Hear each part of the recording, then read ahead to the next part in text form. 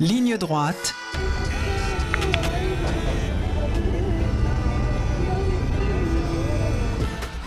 La chronique de l'Orient simplifié.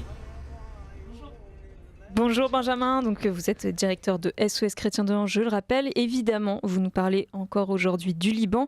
Quel est le bilan aujourd'hui des bombardements israéliens ? Bonjour Adèle Rossner. Alors hier, depuis le bilan, le communiqué du gouvernement libanais annonce depuis le début des bombardements intensifs 2306 morts et 10 698 blessés. Rien que pour la journée de dimanche, nous comptons 51 morts et 174 blessés. Donc outre ces chiffres généraux, j'ai noté, on en a abondamment parlé je crois dans les médias français, des bombardements qui ont touché ou visé, on ne sait pas, des bases de la FINUL. Donc c'est la force des Nations Unies au Liban, qui est une force non pas d'interposition, mais de constatation. Donc il est là pour regarder que tout se passe bien, et quand tout se passe mal, ils restent là et ils ne font rien.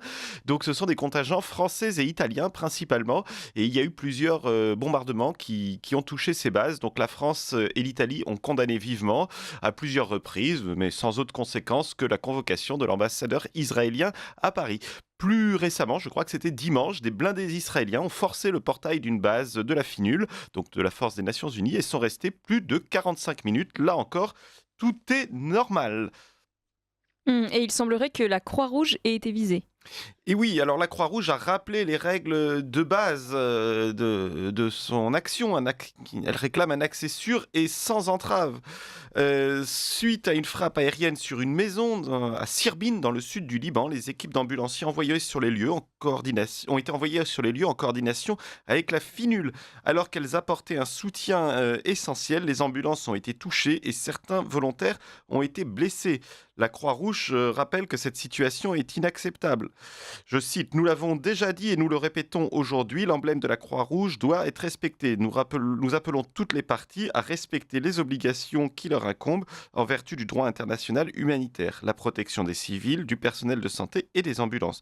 La Croix-Rouge libanaise a besoin de toute urgence d'un accès sûr et sans entrave pour pouvoir mener à bien et en toute sécurité son travail de sauvetage et atteindre les personnes qui en ont le plus besoin. » Et outre la Croix-Rouge, je dois également mentionner que plusieurs centres de la défense civile libanaise ont subi des attaques, et notamment un centre qui était situé dans l'église grecque-catholique, dans l'enceinte de l'église grecque-catholique de Der Degia, près de Tyr, donc dans le sud du Liban. Et cette attaque a fait 5 morts, dont notamment, parce que je le cite parce que c'est toujours important d'avoir des noms, de mettre des noms et des visages sur les victimes.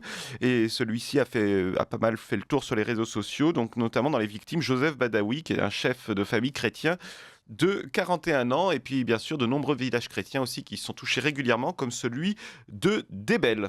Et comment réagit la classe politique ?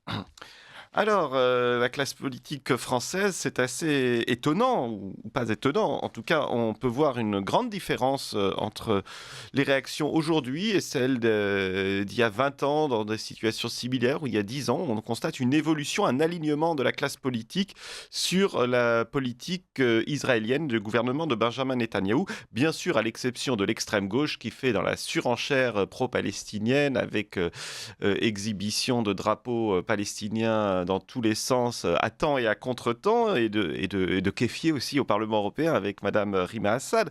Mais pour le reste de la classe politique française, c'est le grand silence. À droite, où sont les défenseurs habituels des chrétiens d'Orient ?